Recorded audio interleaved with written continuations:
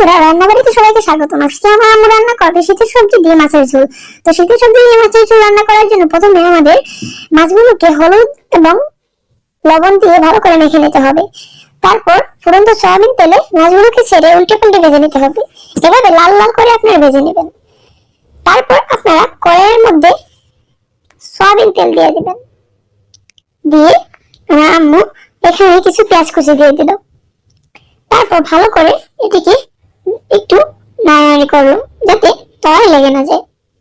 তারপর দিয়ে দিল হলুদ, মরিচের গুঁড়া, লবণ, তারপর ধনিয়ার গুঁড়া।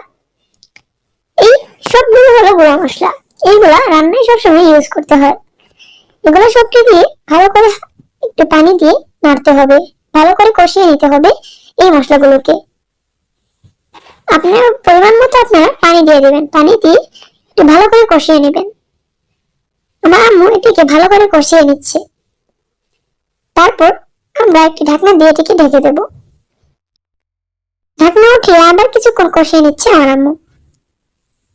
কষিয়ে নেওয়া শেষে এখানে আম্মু দিয়ে দিল কিছু আলু আর কিছু শিম।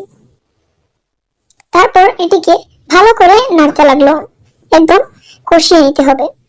তারপর একটু ঢাকনা দিয়ে 2 মিনিট রেখে দিতে হবে। 2 মিনিট পর ঢাকনাটি খুলে আমার আম্মু এটিকে একটু নাড়াচাড়া করলো যাতে তলায় লেগে না যায়। কিছুক্ষণ নাড়াচাড়া করে তারপর আমার আম্মু এখানে দিয়ে দেবে পানি।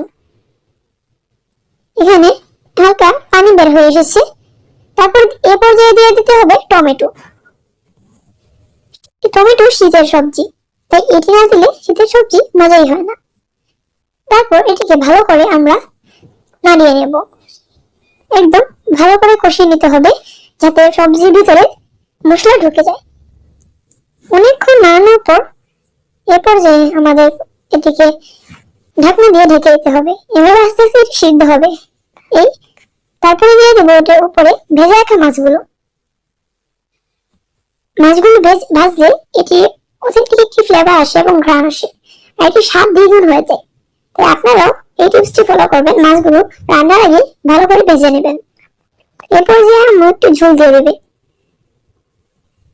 ঝোলগুলো দিয়ে একটু এটিকে একটু নাড়াচাড়া করে তারপর ঢেকে দেবে। ঢেকে দেওয়ার পর একটু পরে ঢাকনাটি উঠিয়ে আমাদের শেষ ধাপ একটু ধনিয়া পাতা দিয়ে দেবে।